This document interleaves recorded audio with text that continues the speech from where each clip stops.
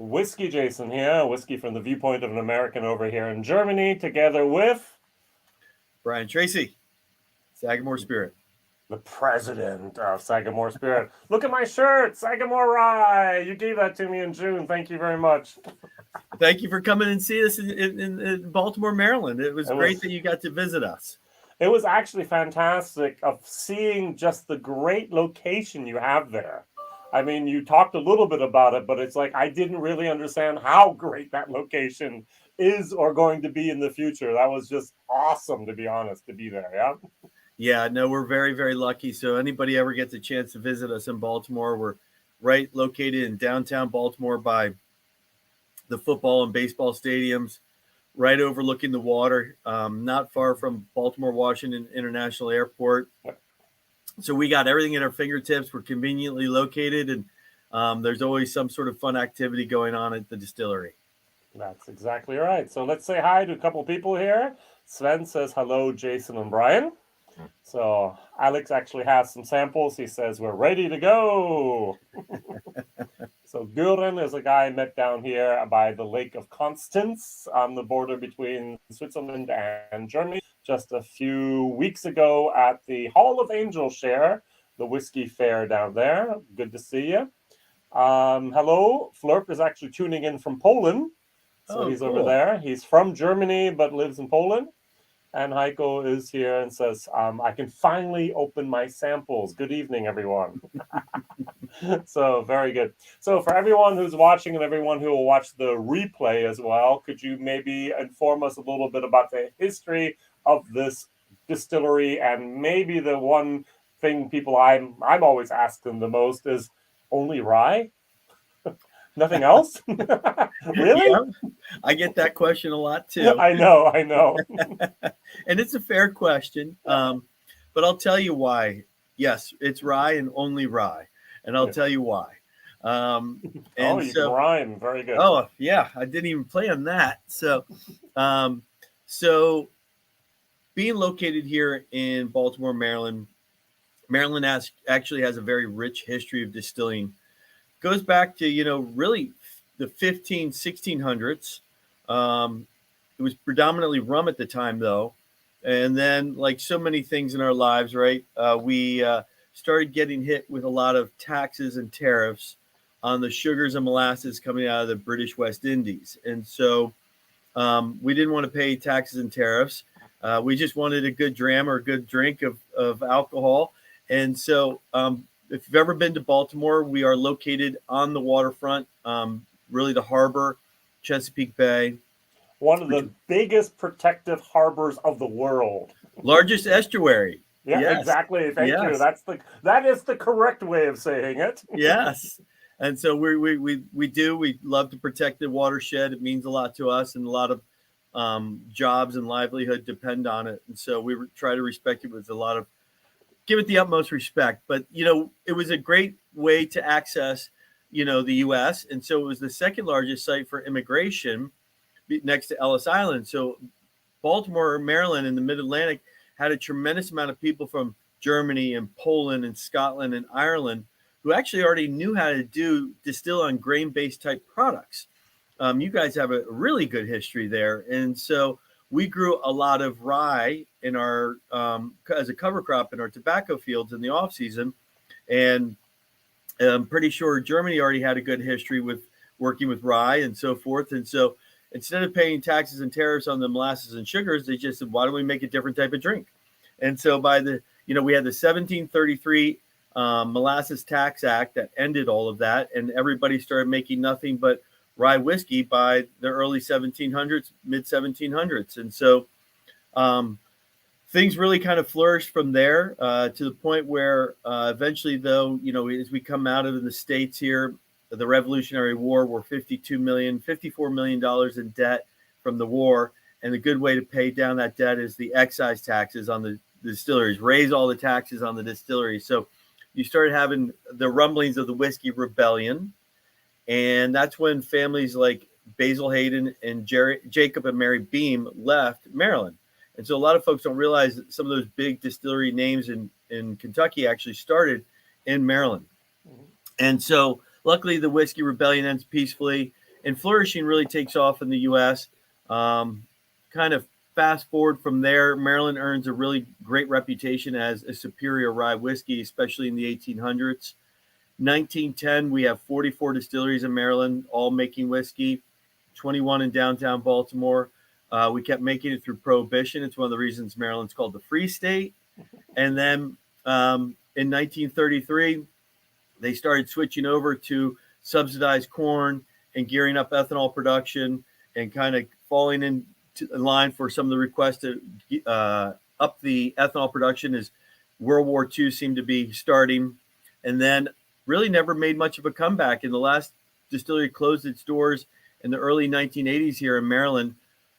But we thought it was amazing that all these years, Maryland-style rye could live on for decades without anybody in Maryland actually doing it. And the distilleries themselves in Kentucky bought up a lot of the Maryland brand names and saw value the fact that the original American whiskey is rye whiskey. The birthplace of it is here in Maryland, Virginia, and Pennsylvania. And so that is why Sagamore Spirit, located here in Maryland, does one thing and one thing only. We do a Maryland-style rye. You know, we haven't been around that long. We're a fairly young company in the whiskey world.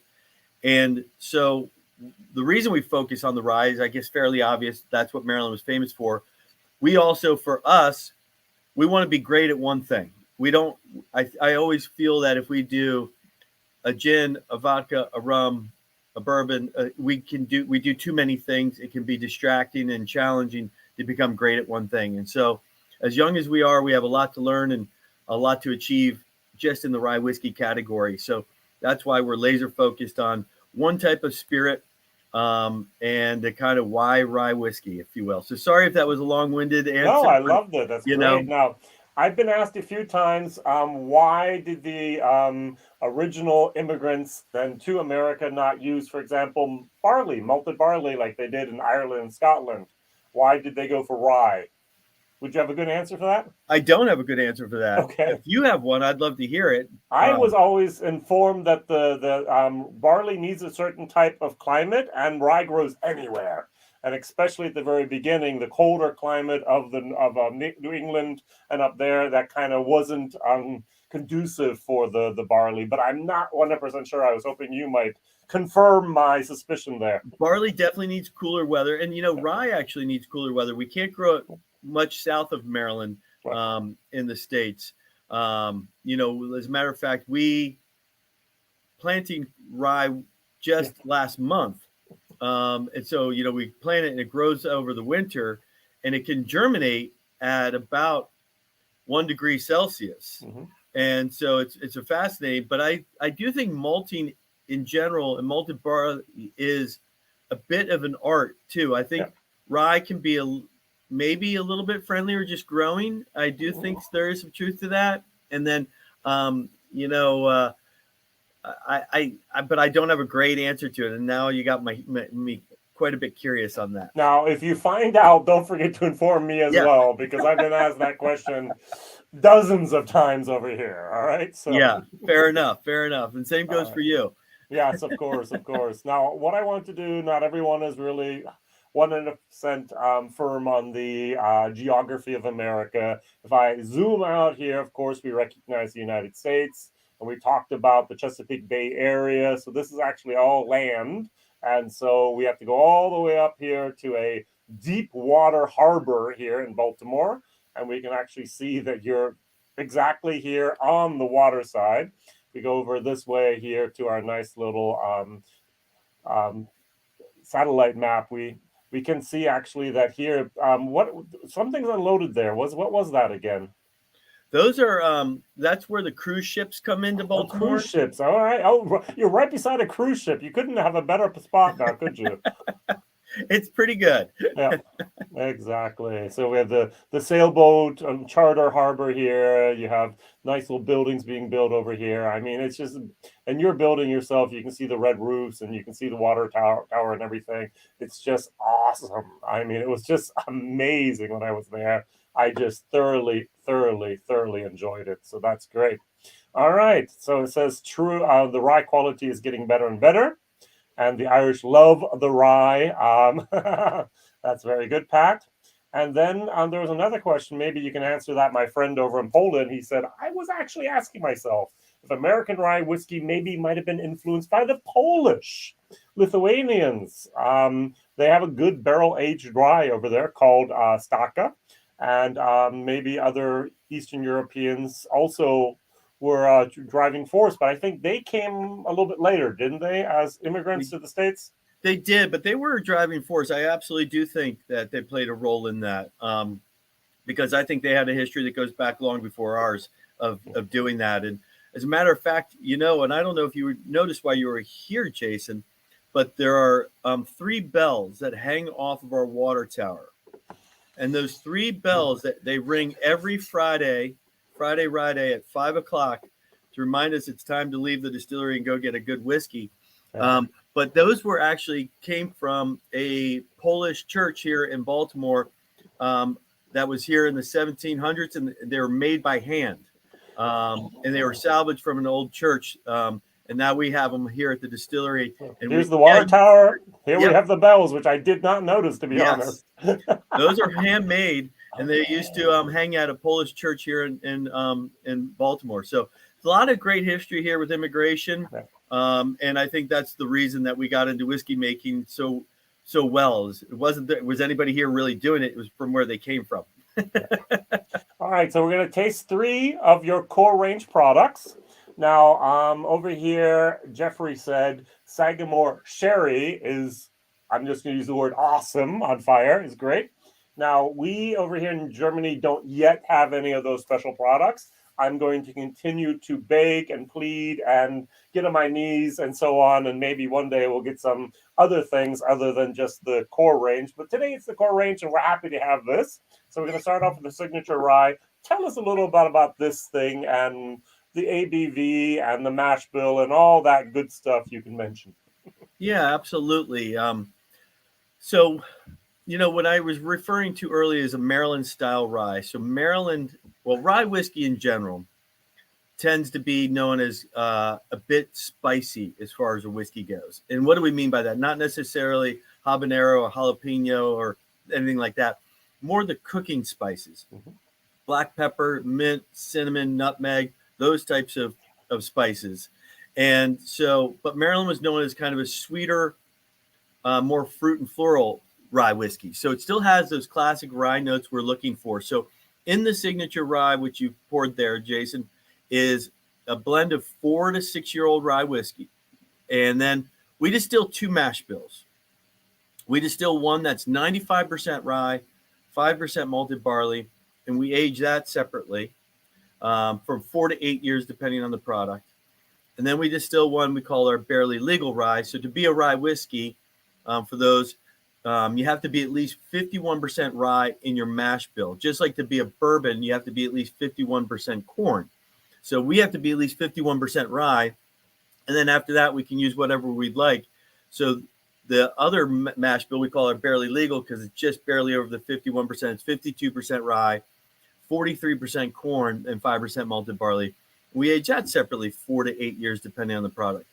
And then every product we make has both of those 2 mash bills in them.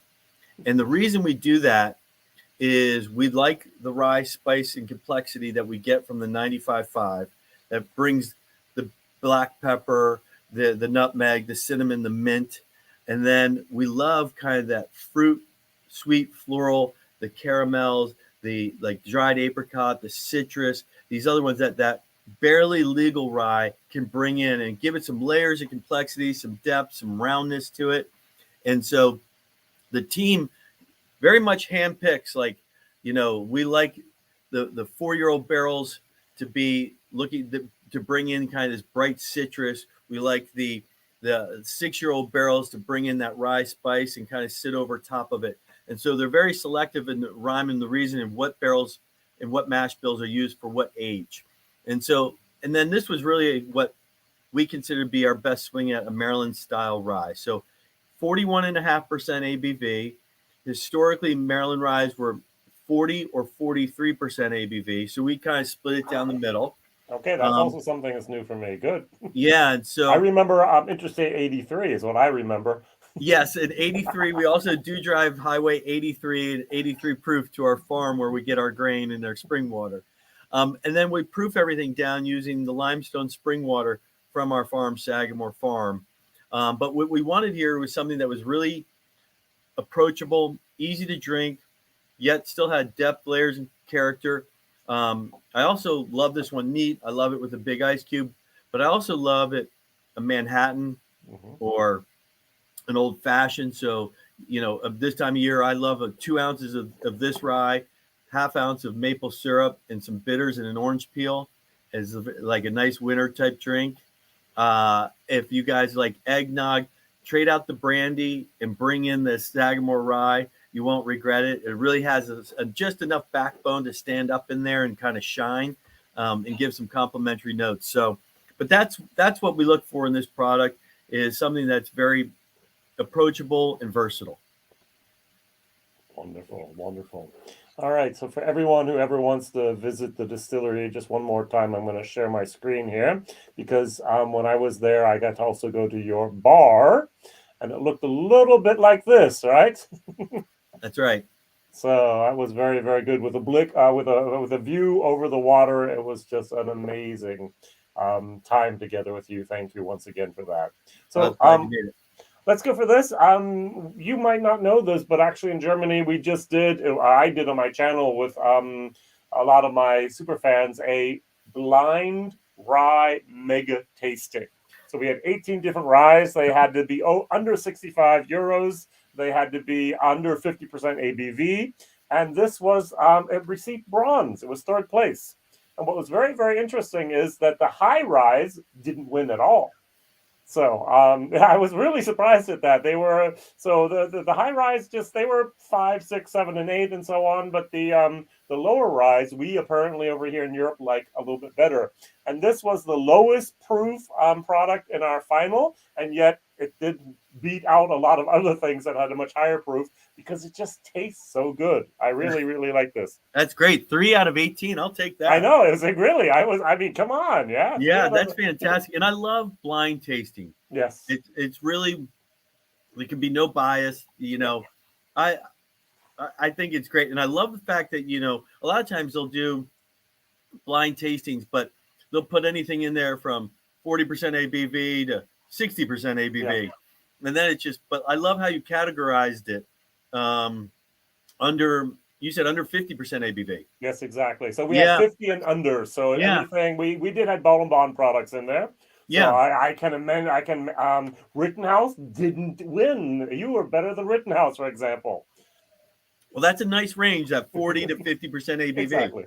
That's great. Yep. And under the 65 euros was also very, very important.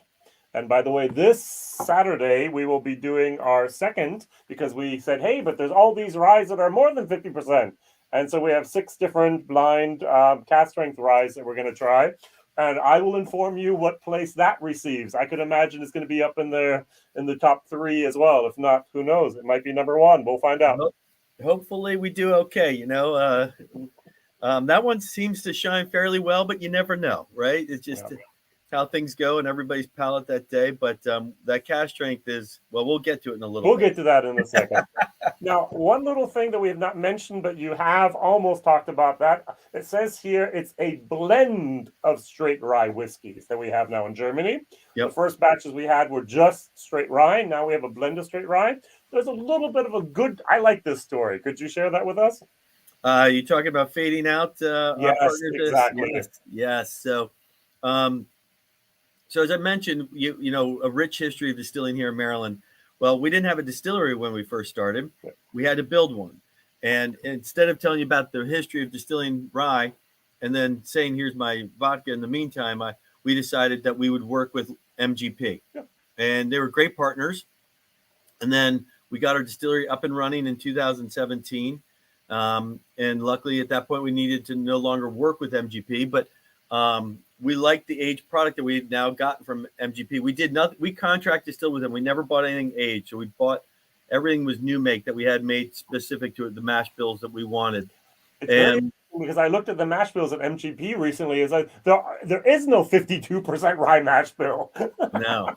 Yeah, we were lucky That's on that one. point. It was always contract distilling in for you and only for you. That's right. And so, but so great partners, great way to get started. But we built a reason for this.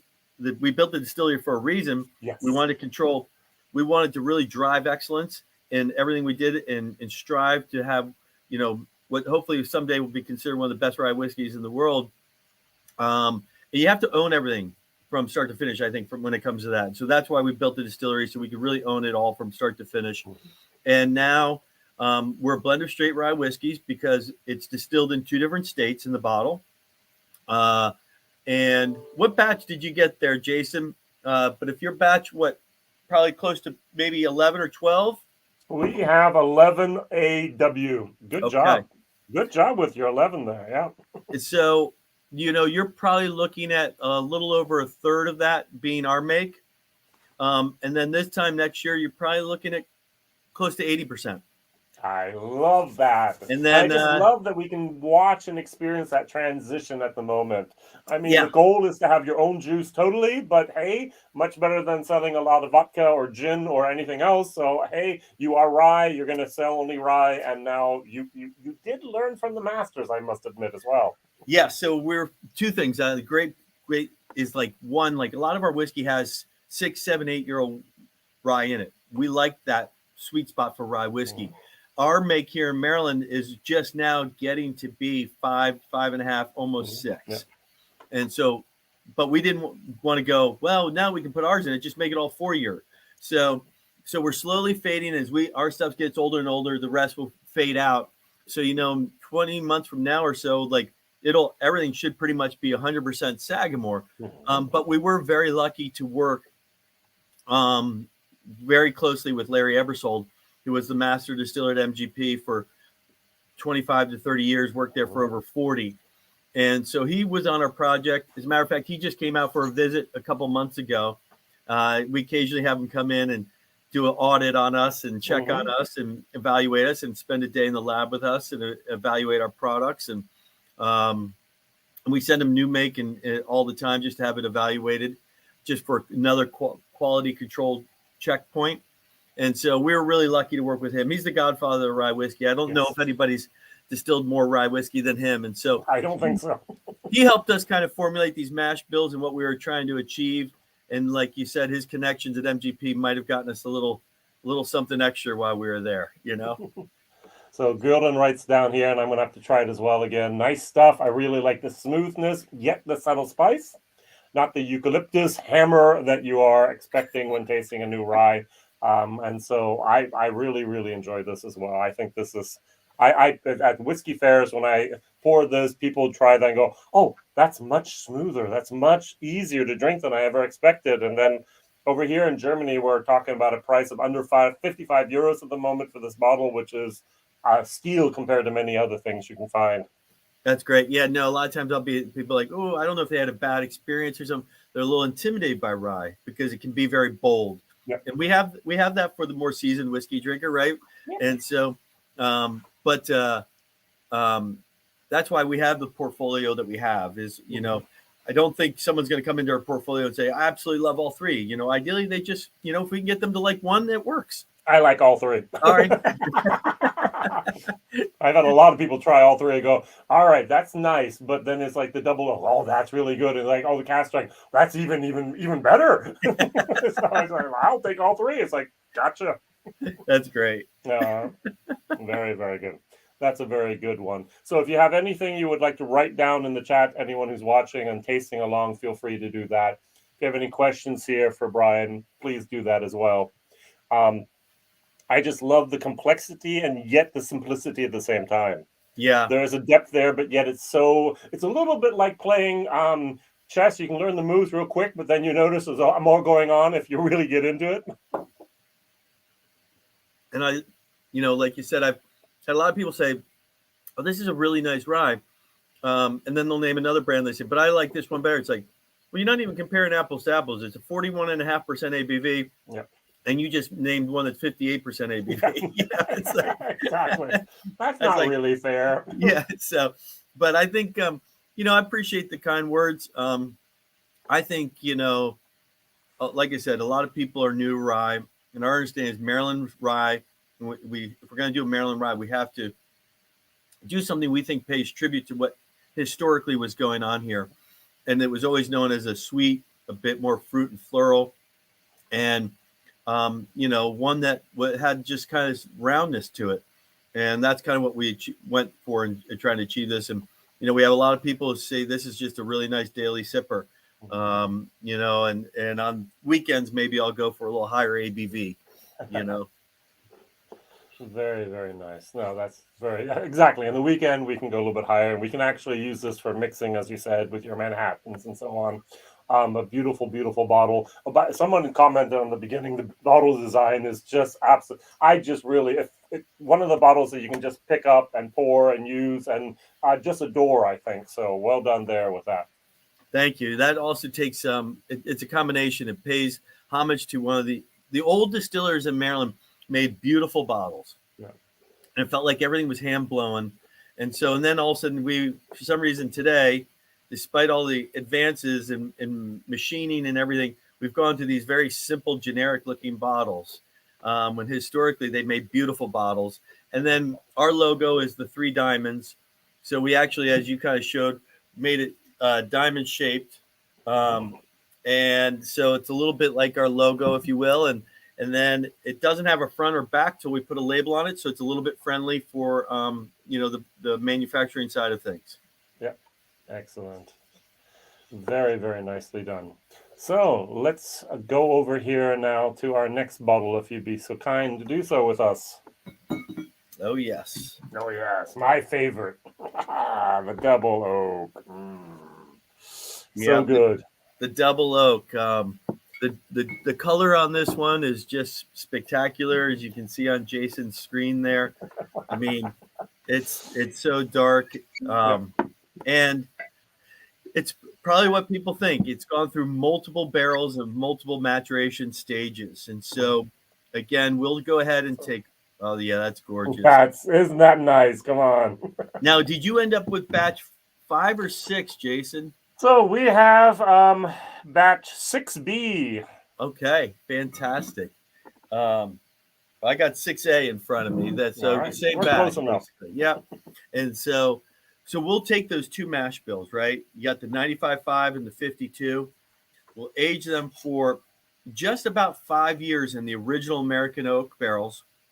And then we'll go ahead, we'll blend them together at close, not quite, but closer to 50%. 50-50, and then we'll put them back into another new American oak barrel. And an interesting barrel, something with a wave. That's right. And so this particular barrel, we cut grooves down the length of the stave. So kind of inside the barrel creates these waves. And what that does is creates about 25% more surface area for the whiskey to interact with the wood. But instead of doing a heavy char, if we did a heavy char, it would basically burn off those waves. Yeah. So we do a heavy toast, light char 1, and then do an additional, then we do an additional 18 months in there. So we're about 6.5 years total when it's all said and done.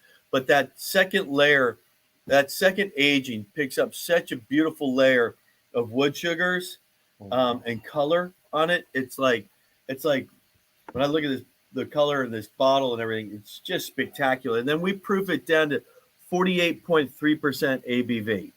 ABV. And so this one is just really unique and different. It was supposed to, we were going to do it one and done. But really? Okay.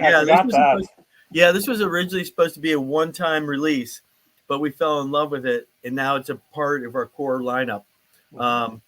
This one, I think, has, going up in ABV, has beautiful baking spice up front, really nice velvety mouthfeel.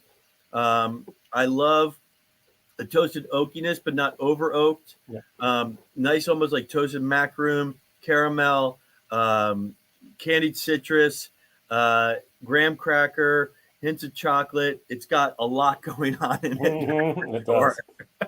So we don't have graham crackers over here, but we do know what you're talking about. Sorry. Sorry. That's all right. So I do really like this. I've had people come up and say there's artificial coloring. I said, no, it's not. Yes, there is. I said, no, there's not. There's just 2 barrels, brand new, both. Oh, okay. Wow, that's allowed. amazing. It's not allowed, and especially in Germany, right? Like, like that's one of the things we take a lot of pride in is like nothing is added to any of this. The only thing we add is water for proofing, right? And after that, everything comes from fermentation in barrels. Yes, and exactly. That's what I love about time and a lot of love, right? A lot of time, a lot of love, a lot of patience. Yes, for sure. And but that's what I love about whiskey is, it does take time. You can't rush it. You can't Amazon Prime it, as we say. You can't cut corners here. I think if you could have accelerated aging, Brown-Forman, Jim Beam, Diageo would have done that 100 years ago, right? Yeah. The folks in Scotland would have done that 100 years ago. And so Macallan would have said, why am I doing 40 years when I can do 5 if that's the case, right? Yeah. And so, but if you have the time and the patience, you can pick up some beautiful colors and some beautiful flavor notes and complexity. And I think that's what we all love about whiskey and kind of one of its charms. All right. Tell us a little bit about the entire distilling process here and a little bit about your capacity, if you'd be so kind, while enjoying the double oak. Yes. So we have our distillery. We run in the back. We have, I should have brought my, I forgot to convert everything to kilograms. And I can do it for you. Remember, no problem. We'll do that. I appreciate the helping out the foolish American. Otherwise, I have my calculator open. So in the back, we bring in, we have 3 silos, 1 for rye, 1 for malted barley, and 1 for corn. And each one holds about 90,000 pounds worth of grain. All right, so about 20,000 divide. Okay, 2.2, so about 5,000 kilos. 5,000 kilos. Yep. Yeah. And so, so 90,000, so it's 50,000. Yeah, 50 about tons. 48,000 kilos. Yeah, about 50 tons. Yes. Yeah. And so I forgot to carry the 0. Oh, shame on me. And so we'll bring it in. Then we bring everything in via a bucket elevator, and then we'll weigh everything in our scale bins, and then we put everything through a roller mill, a 3-roller mill. We like, instead of a hammer mill, can be very inconsistent as far as the way it breaks up the rye and exposes the contents of the starch and so forth. We love the consistency of how the roller mill breaks down the grain for us. It'll go over from there into a screw conveyor for us via into our 6,000 gallon cooker. And then we do about, all said and done, it's about a 7-8 hour process, but we'll cook for about 4 hours. Right. And for everyone, that's about 22,000 liters. All right. So yeah, it's 22,000 liters. And then we'll do, we do about 1/3 of every cook is a back set. Okay. So we do a sour mash, and we like that to help with consistencies of flavoring. Helps balance the pH during the cook. And then it also helps with just kind of sustainability by not using 1/3 less water each time. It's also already hot from the last cook, so you can heat things up faster with the less steam. And then we go into a 3 or 4 day open top fermentation. So we'll pitch the yeast. It'll sit in there, open top fermentation. We have 9 6,500 gallon fermenters. And after that, we'll go to our 8,000 gallon beer well to feed it into the top of our column still, which is 24 inches in diameter, 40 feet tall, and has 19 distillation trays. And then we run that through one cycle, and then we run it a second time through our first doubler. And the doubler is kind of like a small pot still thumper, and then that helps bring up ABV, helps polish the distillate, make for a really clean distillate. and then we do that a third time, really, through a second doubler. So we do a triple distillation. We do that for a few reasons. We do think triple distillation makes for some very, very clean, beautiful distillate. Mhm. And then historically, Maryland used a lot of 3-chamber stills. Yeah. They aren't that efficient. So we wanted to pick up efficiencies and make sure that, then we don't have to charge any more than necessary for the finished product. So we'll do that. Then we'll pump it over to the processing center where we fill up our 53-gallon barrels. They're always American oak. They're always new. We never use any barrels. And then we'll ship it out to our warehouse where we'll do,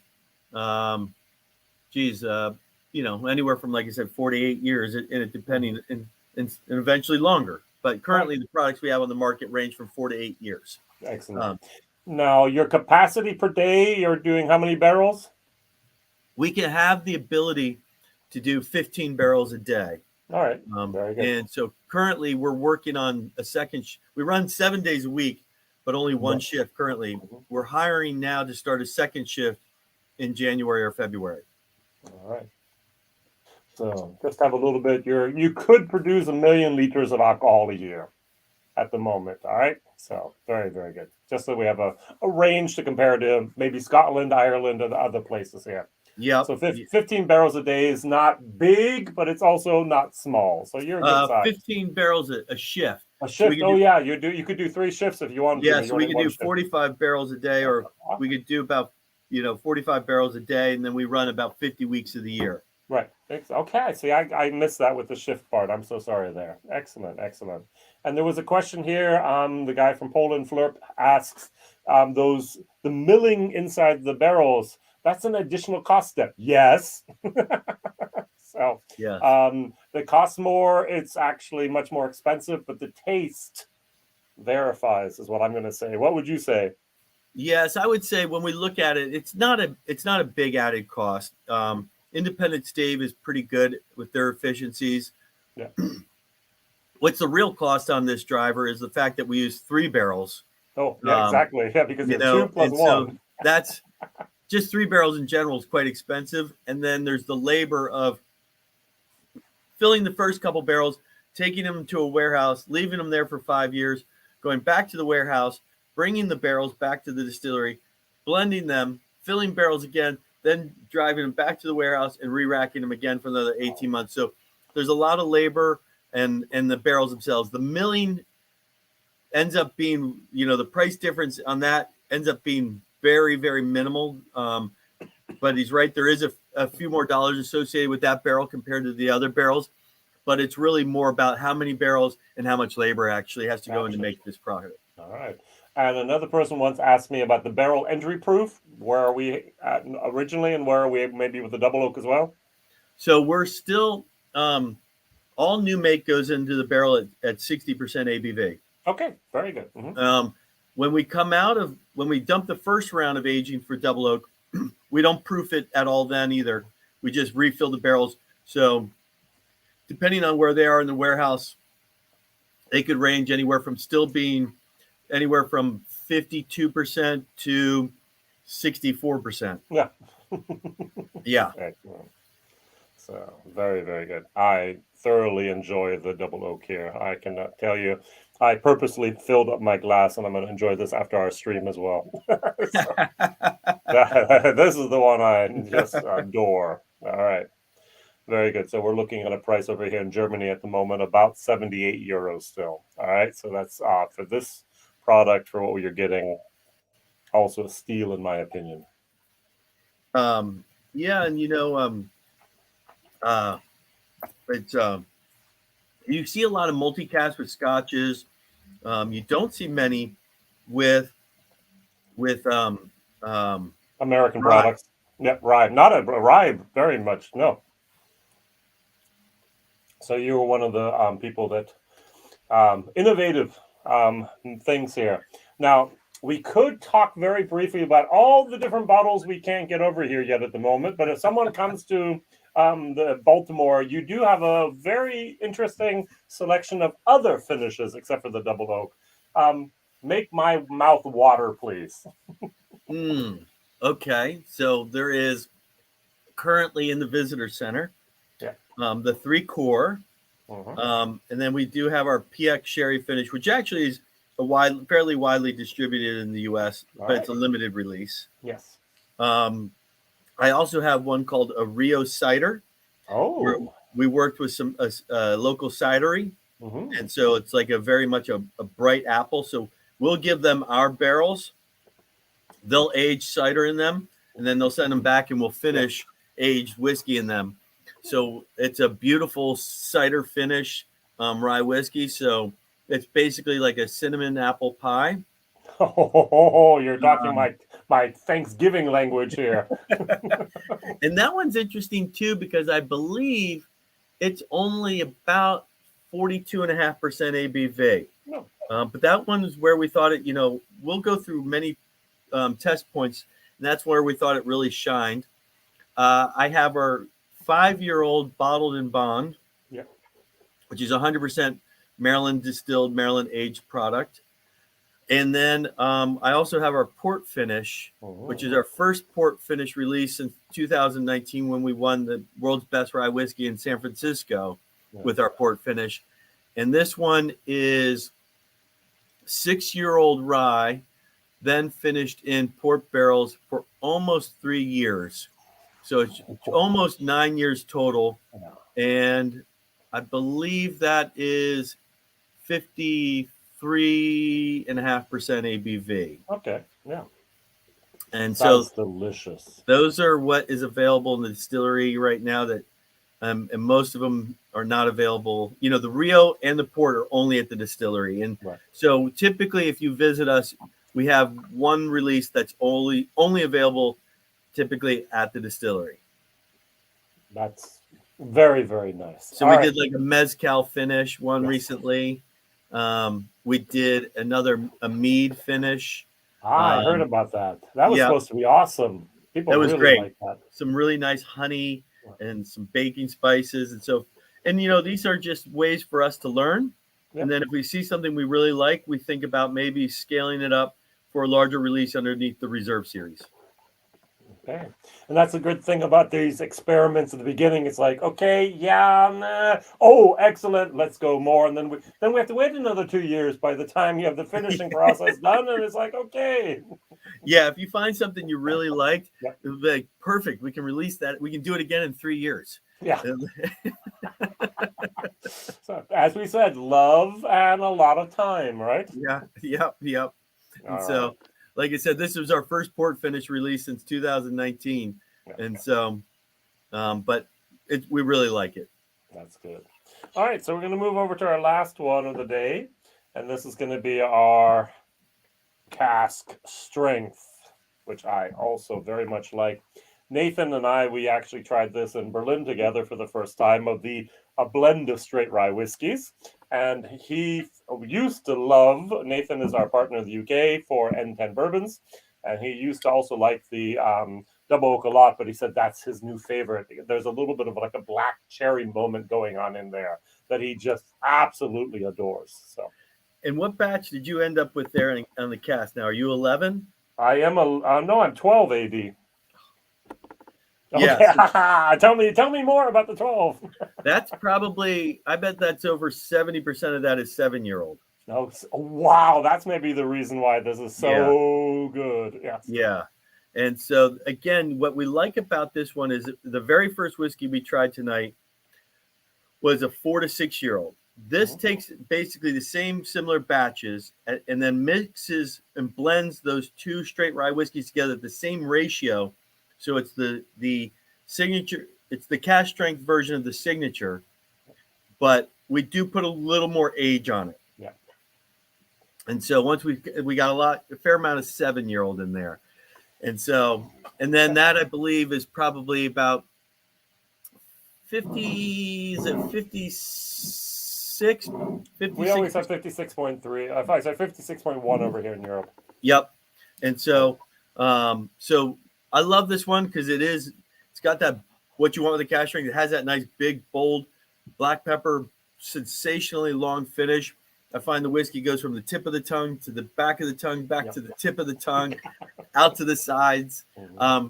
But it's also amazing how drinkable it is for that ABV, and that those two mash bills, again, giving it some depth in it, some layers in it. And even though it's big, it's got this kind of little hints of roundness to it, you know? Definitely. So I remember I was pouring one guy. He was one of the organizers of the Whiskey Festival, Whiskey Fair, and he came over and said, "Hey, Jason, I like the bottles. Let's try all three of these." And he went for the signature. I was like, "That's okay, a little bit weak." I took the double oak. I really like, and I'll take two. And it just a nip. Yeah, I was like, "I'll just take two, please." I was like, Yeah. "Are you?" Yeah, very much so. He said, "This is awesome." He said, "I'll just take two." Yeah, I always joke around, and I want to reiterate joke, but like if you like the cask strength, sometimes the signature one might be more of a breakfast whiskey for you, right? So like, you know, because you are jumping quite a bit in ABV, and a lot of the folks that like higher ABVs just like higher ABVs, and I get it. Everyone's palate's different, but and you know, some people do develop. Yeah, at the beginning, 40% alcohol is actually a lot. Nothing else we drink has beer, wine, nothing has 40%. And we come up here and now we're going, now 41.5% is just too weak. It's like, well, I agree, but doesn't that say something about us? Yeah, we're a little bit like a cask strength spoiled. That's the whiskey community for you, right? Yeah. You know, that's for sure. You know, and I'm maybe some people will hate this, but I'm not afraid to use this one in a cocktail either. I do like spirit forward cocktails.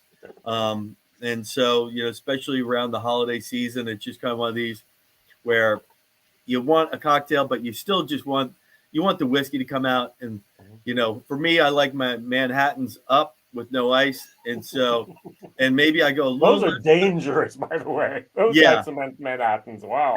And I tend to go a little heavier on the cask strength rye and a little lighter on the vermouth. So it's barely a Manhattan, but you know, it's really great. And so I love the versatility of the entire line, really. I'm just looking at my double oak. You can't barely see this, but there's like a ring of oil around the glass in the middle here. It just so clings to the glass and hardly even wants to drip down. It's so there's so much viscosity going on there. That's just a beautiful, beautiful whiskey. That's neat. It does. That is. I was like, wow, look at that. There's just a ring. Yeah. Excellent. All right. So we can visit the distillery. We now have a good idea about the processes that are used there. We have our core range. We talked about our special bottles. Now, for us over here in Germany, it's a little bit difficult, but for the people close by, you have something with penny and you have something with also charity and some type of events that go on at the distillery. Could you let us just know what we're missing out on as well?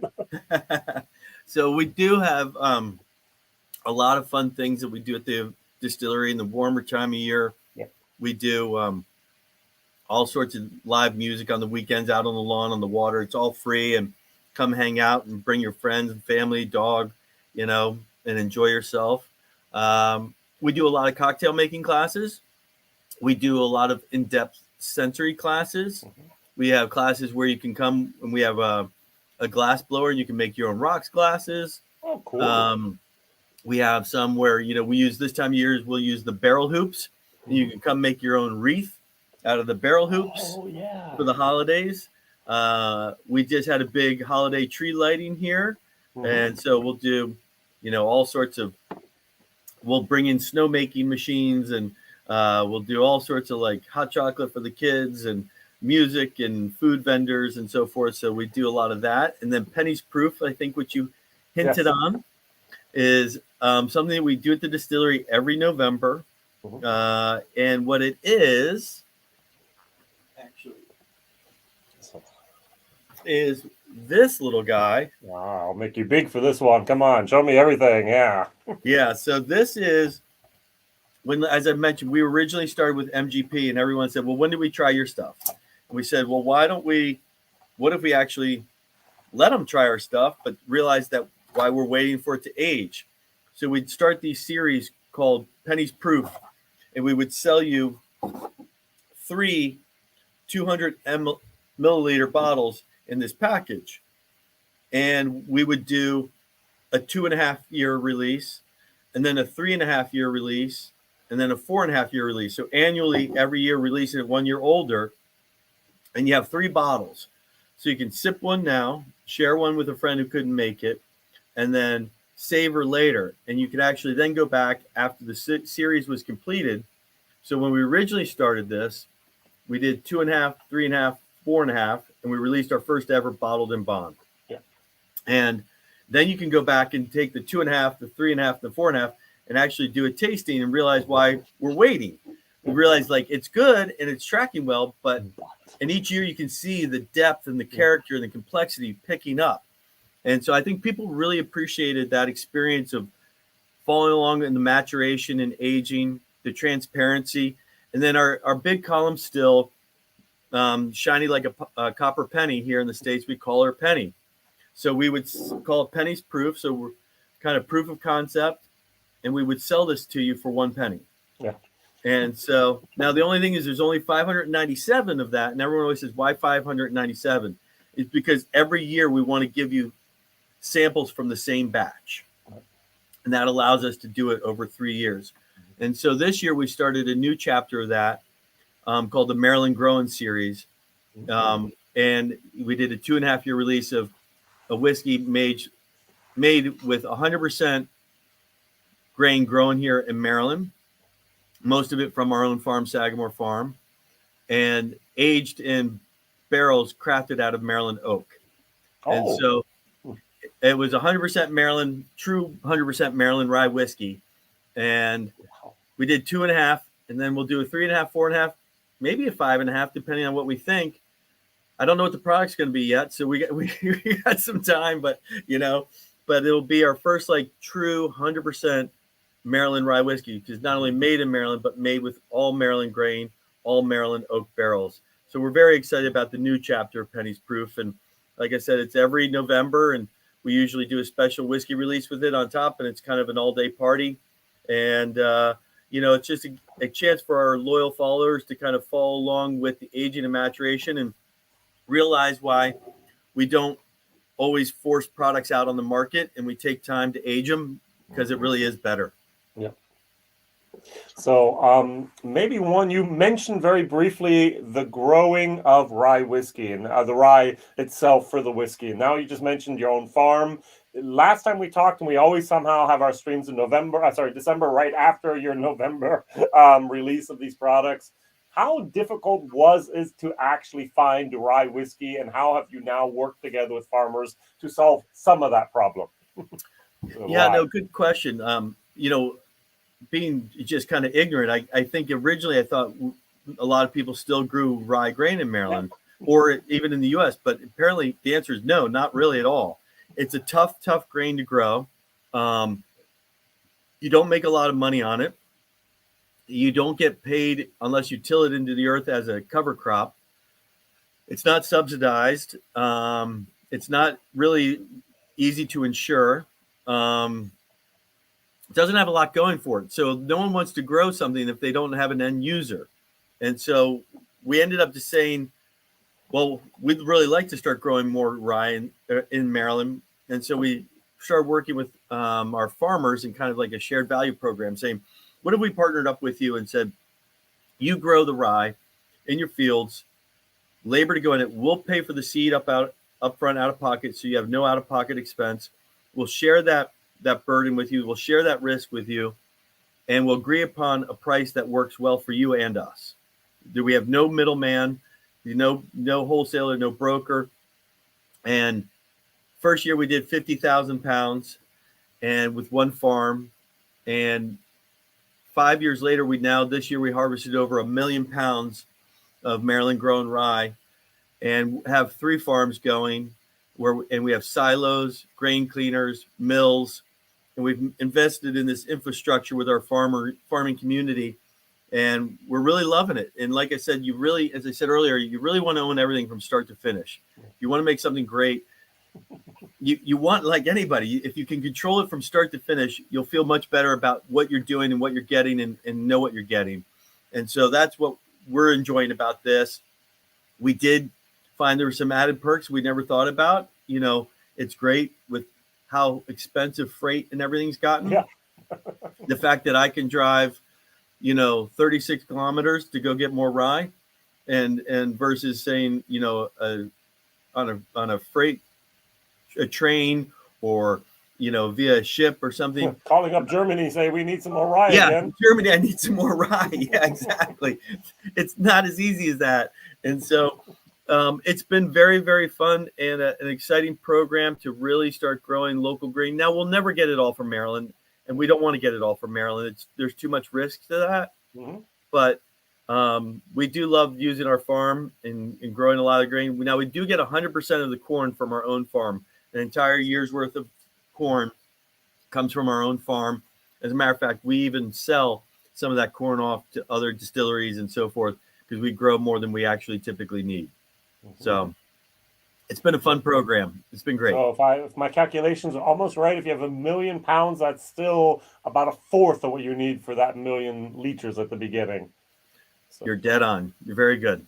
Yeah, okay. A little bit I understand at the moment of what's going on there. So that's great. So yeah, that's actually very good. We don't see ourselves ever getting much more than about a third or so from Maryland. But, we've been running nothing but Maryland grain for the last month or two, and we got another month or two to go. And then we'll switch over to rye grain that comes from Germany, Canada, and other parts, which is really good quality too. We've never had it. We like it, but it's fun having it right here in your backyard. Now, I'm going to ask the question. You can say no comment, but do you believe there is such a thing as terroir in whiskey and in rye whiskey? Yes. Yeah. Yes. Okay. Yes. I do think there's just, whether it's soil content, whether it's the limestone spring water that sits on at the house, whether it's just the natural organic flora and fauna of the environment in which it grows, I absolutely think, and aging, Jason, as you know, we're probably actually one of the few in the U.S., certainly not Ireland and Scotland are similar, but probably one of the few in the U.S. that's actually aging all their whiskey on the water. Yeah.